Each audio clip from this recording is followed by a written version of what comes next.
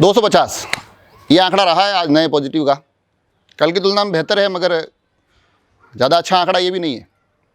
जो ठीक हुए हैं वो 201 है। और एक आंकड़ा जो बहुत चिंता वाला था आज, हालांकि मैं आंकड़ा कम बताता हूँ मगर हमें थोड़ा सा सोचना पड़ेगा। 7 लोग ये कोरोना से जंग हार गए।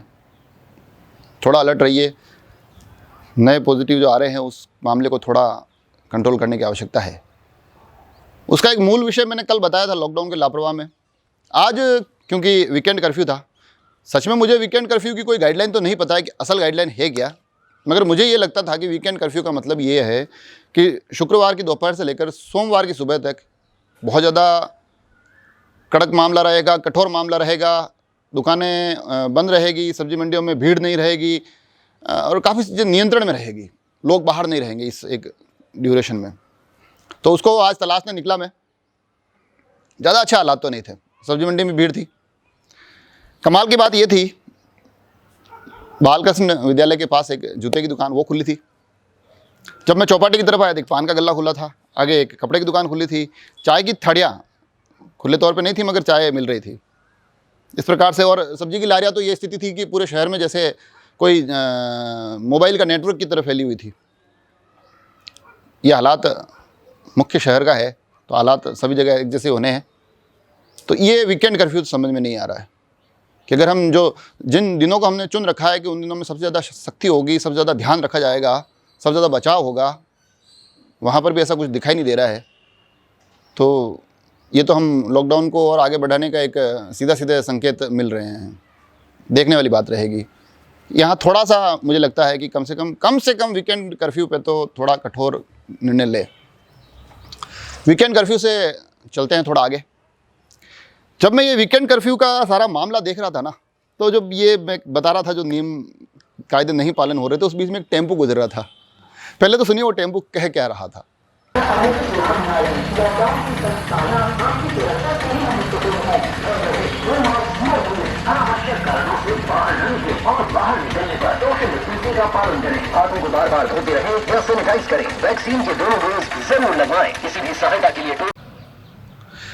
तो देखा आपने, जब सुपर संडे को कोरोना गाइडलाइन उस तरीके से फॉलो नहीं हो रही थी और उस बीच में इन सड़कों पर ये टेम्पो वाला अपनी जिम्मेदारी निभा रहा था और बता रहा था कि भैया लॉकडाउन का पालन करो, नियमों को पालन करो।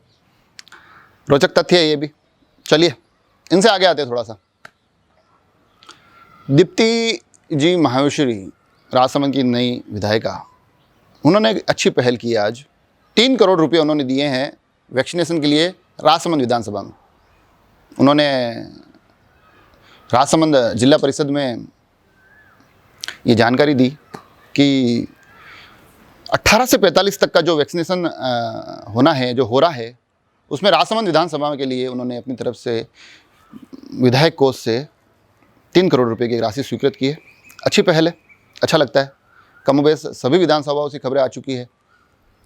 और उसके साथ उन्होंने कुछ आरोप भी लगाए हैं। एक तो जो वेंटिलेटर वाला मुद्दा काफ़ी समय से सुर्खियों में है कि पीएम केयर्स के थ्रू जो वेंटिलेटर आए वो यूज़ में नहीं हो रहे हैं, राजनीति हो रही है। और उन्होंने एक आरोप लगाया कि अगर वो खोले ही नहीं तो ये कैसे पता चला कि ख़राब है। तो जांच की आवश्यकता है। एक आरोप और उन्होंने लगाया कि जहाँ जहाँ विपक्ष के विधायक हैं वहाँ सरकार ज़्यादा ध्यान नहीं दे रही है। सरकार से आग्रह है सभी जगह ध्यान दीजिए। थोड़ा और आगे बढ़ते हैं इन सवालों से सैनिटाइजेशन की तरफ। आज राजसमंद सभापति जी ने आरके हॉस्पिटल के आसपास और उस हॉस्पिटल के क्षेत्र में सैनिटाइजेशन करवाया। अच्छा है, क्योंकि वहाँ संक्रमण की सबसे ज़्यादा संभावना रहती है।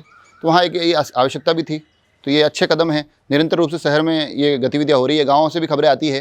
तो ये चलता रहना चाहिए ताकि इस संक्रमण से हम अपने अपने स्तर पर थोड़ा लड़ सके, अड़ सके। सवाल सैनिटाइजेशन और अब सेवा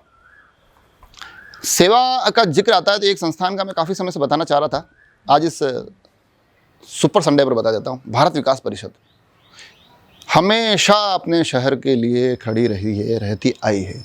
आज एक नई पहल लेके आए।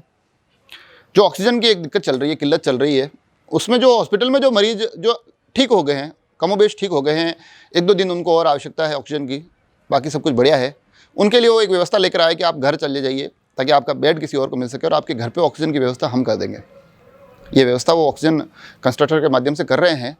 तो और प्रक्रिया बनाई है, बिल्कुल निःशुल्क सेवा है। हालांकि एक प्रक्रिया बना रखी है कि इस प्रक्रिया के माध्यम से वो मिलेंगे, आवश्यक भी है क्योंकि इस दौर में सामान जा रहे हैं, वापस नहीं आ रहे हैं।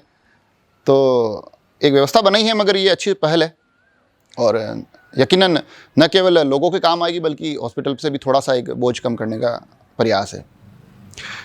भारत विकास परिषद का जिक्र इसलिए भी ज़रूरी है कि जब ये कोरोना का काल, अभी ये दूसरी लहर चल रही थी, तो ऐसे परिवार जहाँ भोजन बनाने की समस्या आ रही थी कि उसमें घर में लोग पॉजिटिव हो गए हैं, खाना नहीं बना पा रहे हैं, लोग हॉस्पिटल में एडमिट है, खाना नहीं बना पा रहे, तो उन लोगों के लिए आगे आए और उन्होंने कहा कि खाने की व्यवस्था हम करेंगे।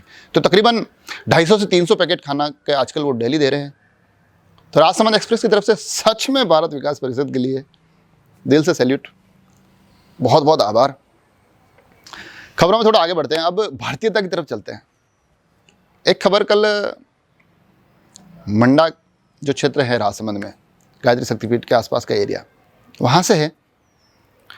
अक्षय अनुष्ठान, एक अनुष्ठान किया गया जिसके लिए 201 परिवारों का चयन किया गया।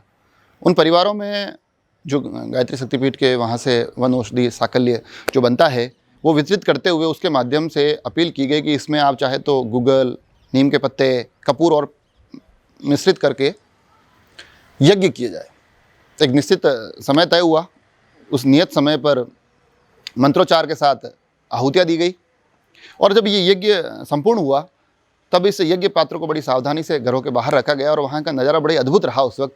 और ये सब जो करने के पीछे एक जो मुहिम थी, एक मानसिकता थी, वो ये थी कि जो हमारे भारतीयता का मूल है, जो यज्ञ है, हवन है, जो हमारा आयुर्वेद है, जो हमारे मंत्र है, उनके माध्यम से सभी के निरोगी रहने की, स्वस्थ रहने की, सुखी रहने की कामनाएं की जाए, कोशिश की जाए।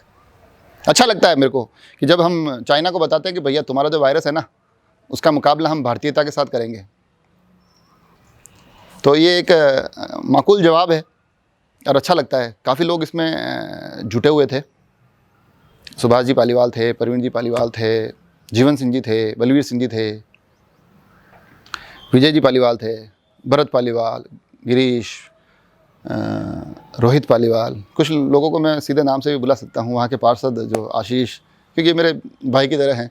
तो एक अच्छी पहल है, अच्छी और बड़े अद्भुत वातावरण हो गया था। और उसमें सबसे मेरे को खूबसूरत चीज़ ये लगी कि जब ये यज्ञ समापन हुआ ना, तब जो आहुति दी गई वो थी सर्वे संतु निरामया। ये हिंदुस्तान है जो सभी के सुखों की, सभी के निरोगी रहने की कामना करता है। तो ये अच्छी पहल थी। इससे थोड़ा आगे चलते हैं, सवाल जवाब। कल जो हमने सवाल पूछा था कि राजसमंद जिले की सीमाएं कितने जिलों को टच करती है, सही जवाब है 5। पाली, अजमेर, उदयपुर, भीलवाड़ा और चित्तौड़। कुछ लोगों ने 4 बताया था मगर 5 है। सबसे पहले सही जवाब भेजा था रतनपुरी जी गोस्वामी, झीलवाड़ा के। ये तो झीलवाड़ा गांव भी वैसे भी बॉर्डर पे है, वहाँ भी एक सीमा टच करती है। पाली जो मेरा खुद का गृह जिला भी है, तो एक सीमा तो उनको पता ही थी वहाँ की, एक बॉर्डर तो ये टच कर रहा है, बाकी 4 उन्होंने पता लगा लिए। तो कमल जी को बहुत बहुत धन्यवाद। आज के सवाल पे आते हैं। आज का सवाल थोड़ा सा ट्रिकी क्वेश्चन है, थोड़ा सा ट्विस्ट वाला सवाल है। गूगल पे नहीं मिलेगा, गाँवों में मिलेगा उसका जवाब आपको। सवाल बताऊं उससे पहले एक एग्जाम्पल दे देता हूं मैं आपको कि जिस प्रकार से बॉम्बे एक शहर का नाम भी है, बॉम्बे एक फिल्म का नाम भी है। तो हमारे राजसमंद के 2 गांव ऐसे बताने हैं जो उन गाँवों के नाम हैं, उन नाम पर फिल्में भी बनी हुई है। सवाल ठीक से समझ लीजिए कि राजसमंद के ऐसे 2 नाम वाले गांव या कस्बे या शहर जिस नाम की भारतीय सिनेमा में फिल्म भी मौजूद है। दिमाग लगाइए, सवाल समझिए, जवाब तलाशिए, हम तक भेजिए, खबरें खोजिए, खबरें आसपास की बटोरिए, वो भी हम तक भेजिए। और जो मैं बार बार एक निवेदन करता रहता हूँ, सब्सक्राइब ज़रूर करिए। वो जो आप हमें उस एक की के माध्यम से सपोर्ट करते हैं ना, वो अगले दिन के एपिसोड को बनाने के लिए नई ऊर्जा देता है। तो ऊर्जा भेजते रहिए, इतना मुश्किल भी नहीं है। हमसे जुड़े रहे। धन्यवाद।